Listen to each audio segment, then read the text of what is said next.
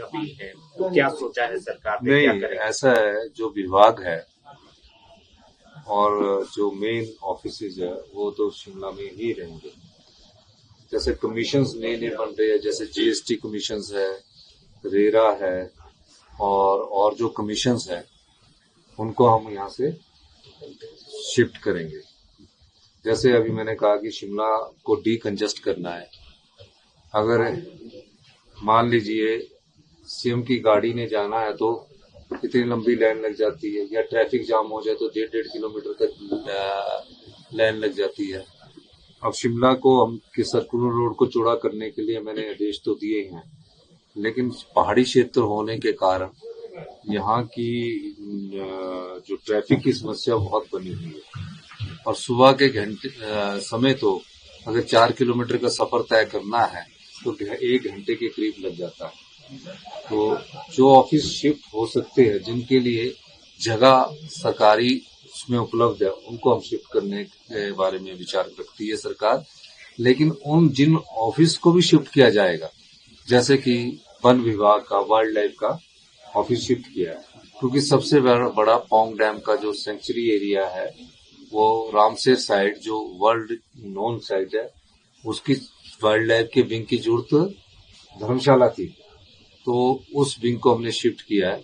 लेकिन उनके जो कर्मचारी है वन विभाग के, कोई महिला कर्मचारी है यहाँ लगा है, उससे ऑप्शन लेंगे। अगर वो शिमला रहना चाहती है तो शिमला ही रहने दिया जाएगा, क्योंकि उनके परिवार के बच्चे पढ़ रहे होंगे या कोई पढ़ाई कर रहा होगा, कोई यहीं रहना चाहता होगा, तो उनको शिफ्ट नहीं किया जाएगा। और जो अधिकारी है, बड़े अधिकारी को शिफ्ट किया जाएगा। इस दृष्टि से भी हमारी सरकार सोच रही है। और जहां जहां ऑफिसेज की बिल्डिंगें बनी है, पिछली भारतीय जनता पार्टी की सरकार 1000 करोड़ की बिल्डिंगें बनाकर चली गई थी। 1000 करोड़ की बिल्डिंगें खाली पड़ी है। अब आप देखते होंगे कि सरकारी बिल्डिंगों की जो संपत्ति है, जो संपदा है, वो अगर खाली पड़ी है कि बना दी है समय।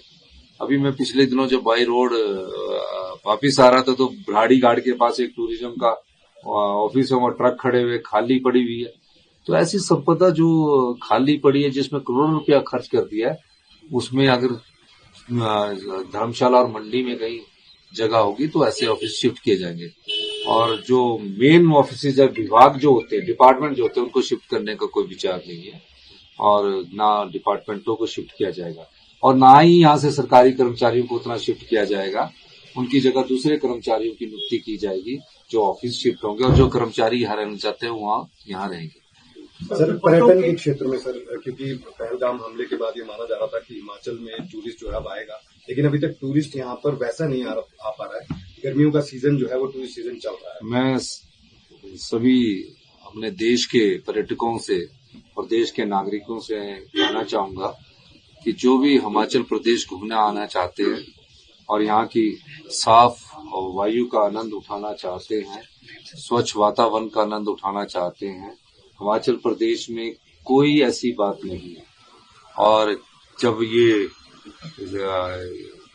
वार भी हो रही थी उस समय भी हिमाचल में बहुत अधिक टूरिस्ट था, लेकिन आज भी हिमाचल सबसे शांति प्रिय प्रदेश है, और हिमाचल में मैं सभी जो टूरिस्ट आना चाहते हैं उनका स्वागत है। हिमाचल उनके स्वागत के लिए खड़ा है, और हिमाचल में किसी प्रकार की अनहोनी की घटना ना तो वार के समय हुई है, ना भविष्य में होने की संभावना है।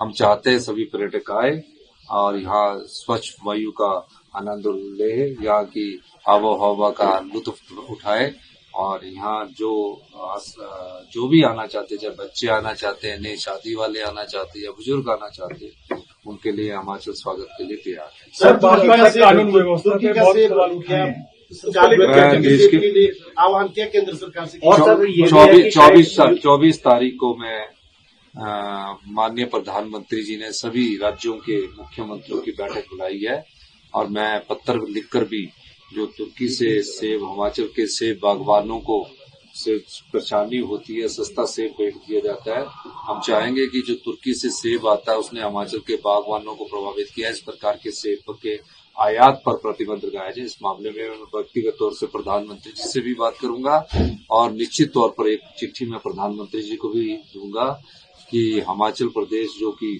बागवान और सेब की दृष्टि से पहचाना जाता है, वहां के बागवानों को किसी प्रकार का नुकसान ना हो, क्योंकि जब बाहर से आयात सेब आता है तो हमारे सेब के दाम प्रति किलो के हिसाब से गिर जाते हैं। हम चाहेंगे कि तुर्की के सेब के आयात पर प्रतिबंध लगाए। सर अमेरिका से भी यही जो है दिक्कत चल रही है कि इम्पोर्ट नहीं, वो क्या इम्पोर्ट ड्यूटी को लेकर भी सवाल है। यूएसए से जो है इम्पोर्ट होता है और अभी शायद नहीं, अब मैं तो हिमाचल प्रदेश के बागबानों ने बड़ी कड़ी मेहनत करके हिमाचल प्रदेश को सेब के रूप में विकसित किया है और 40-50 साल से बागबान एक पौधे को अपने बच्चे की तरह पालते हैं और फिर जब उस पालने में ही उसका इतना खर्चा हो जाता है और उसका मूल्य उतना नहीं मिलता है तो निश्चित तौर पर बागबान को दुख होता है, लेकिन वो इस उम्मीद के साथ कि अगले साल मुझे अच्छा दाम मिलेगा। लेकिन पिछले कुछ समय से तुर्की से जो आयात सेब है उसने हिमाचल प्रदेश के बागवानों पर चोट लगाई है, जम्मू कश्मीर के बागवानों पर भी चोट लगी है और जो अमेरिका से भी आयात सेब है उसने भी किसी न किसी तरह से हिमाचल प्रदेश के बागवानों है उनको नुकसान पहुंचाया है। अब जो ट्रेड एग्रीमेंट होते हैं उस विषय में तो केंद्र सरकार ही बता सकती है, लेकिन हिमाचल सरकार इसका बाहर से आयात सेब पर डबल टैरिफ लगाने की बात कर सकती है।